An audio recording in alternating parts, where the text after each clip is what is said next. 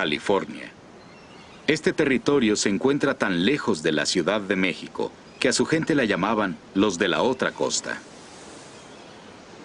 Cerca de 7,000 californianos vivían aquí, la mayor parte en las costas. Para muchos era una buena vida.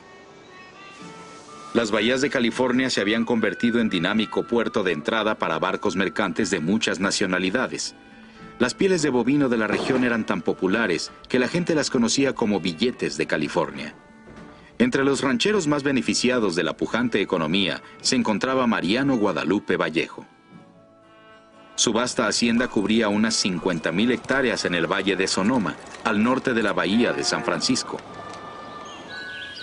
A lo largo de muchos años, Vallejo había forjado su reputación y su fortuna sirviendo fielmente a México como oficial del ejército.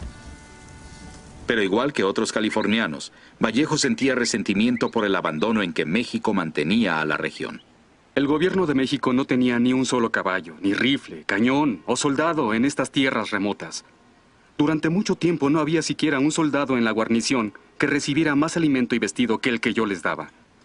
Mariano Guadalupe Vallejo. En la década de 1830, los aislados californianos empezaron a recibir pioneros de otros países. A unos 100 kilómetros del hogar de Vallejo, una estación comercial sobre el río Sacramento llamada Sutter's Fort atrajo a una gran colonia de inmigrantes de los Estados Unidos.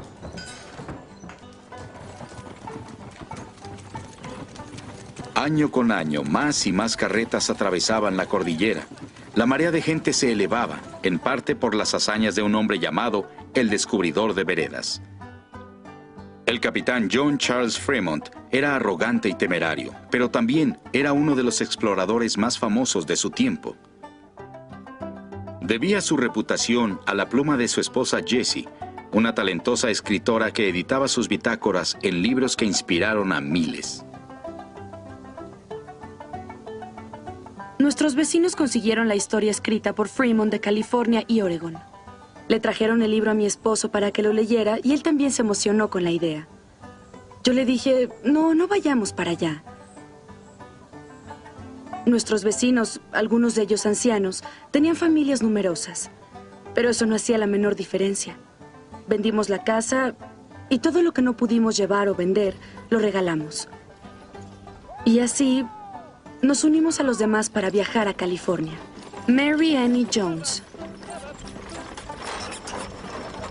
Mariano Vallejo tenía sentimientos encontrados respecto a la creciente colonia de norteamericanos en California. Vallejo sabía demasiado bien lo que había ocurrido en Texas cuando los colonos norteamericanos excedieron en número a los mexicanos. Vallejo se sentía fascinado con los estadounidenses porque para él ellos representaban un conjunto de ideales republicanos que había perseguido desde su juventud, del tiempo en que había leído a Rousseau. Por otro lado, también sabía que los norteamericanos amenazaban el bienestar de California. En diciembre de 1845, los californianos estaban tan desconcertados como preocupados cuando el capitán John Charles Fremont y 65 hombres fuertemente armados se encaminaron a través de las montañas nevadas hacia Sutter's Fort. Supuestamente el capitán estaba en una misión cartográfica para los Estados Unidos, pero sean cuales fueren sus talentos de explorador, Fremont no era nada diplomático.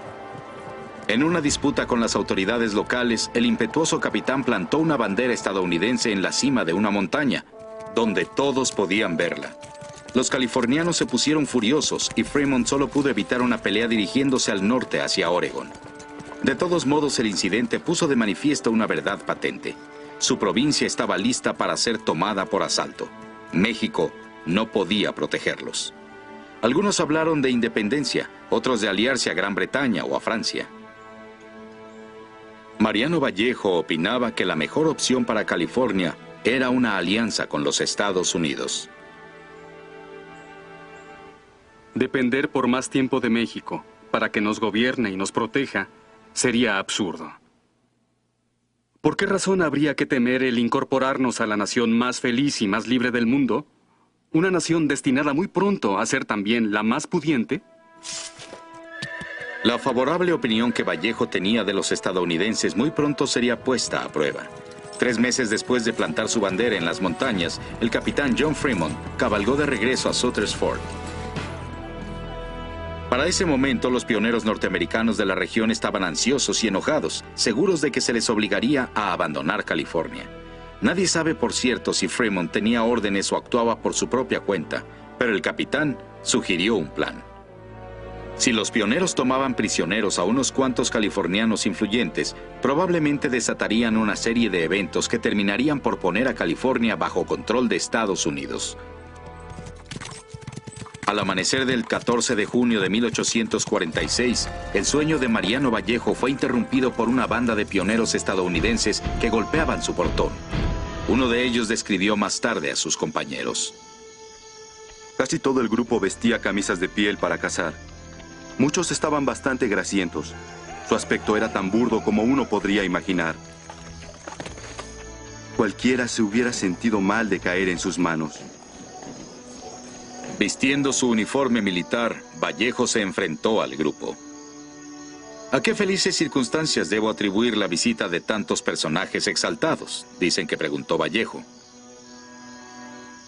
Los hombres declararon que establecerían una república independiente en California.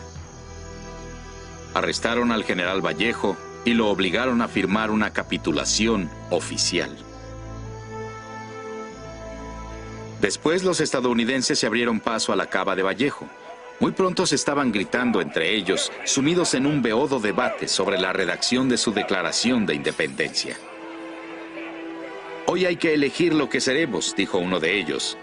«O somos bandidos o debemos ser conquistadores».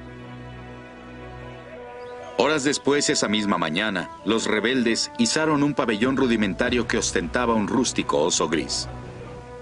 Esos bandidos tomaron un pedazo de tela del tamaño de una toalla grande. Ahí pintaron un oso rojo y una estrella solitaria.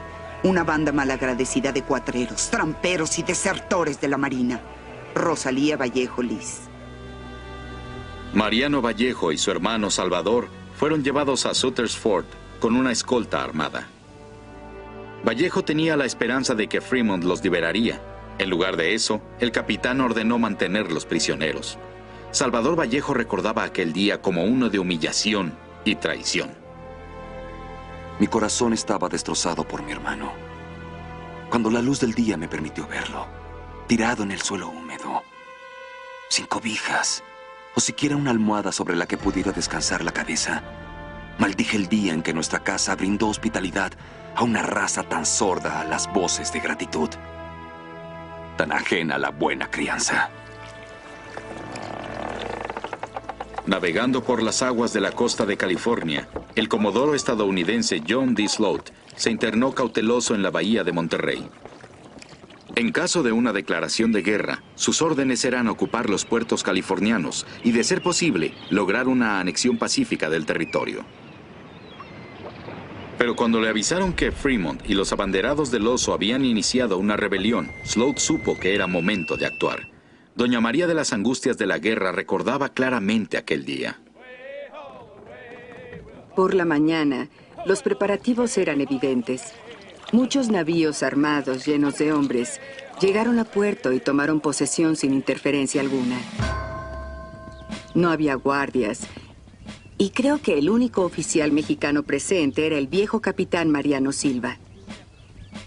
La conquista de California no fue un evento placentero para los californianos, pero he de confesar que California estaba en camino de la ruina total. Cuando los abanderados del oso escucharon lo que ocurría en Monterrey, reemplazaron su bandera por las barras y las estrellas. La República Independiente de California no había durado más que 3 semanas.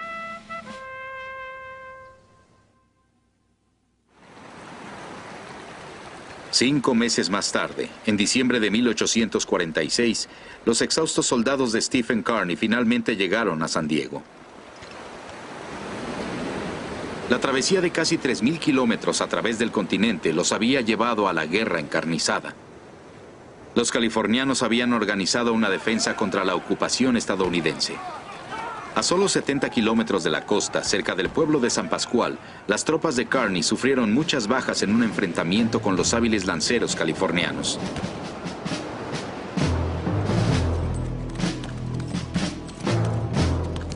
Pero la batalla de San Pascual hizo poco por cambiar el destino de California.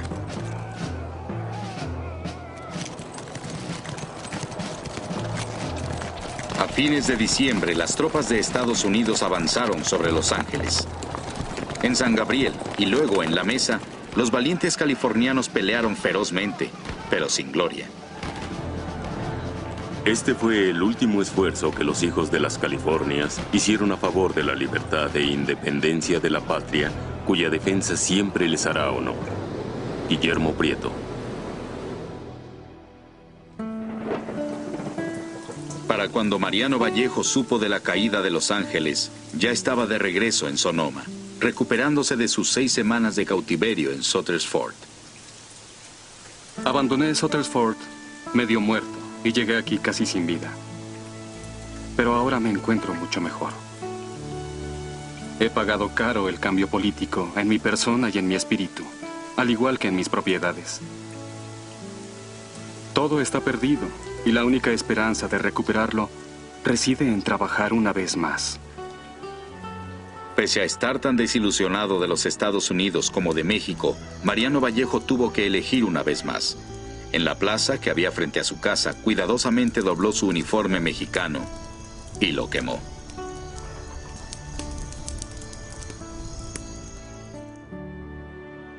La guerra en los territorios remotos había terminado, pero aún con California y Nuevo México bajo el control de Estados Unidos, el presidente Polk se enfrentaba a un frustrante predicamento.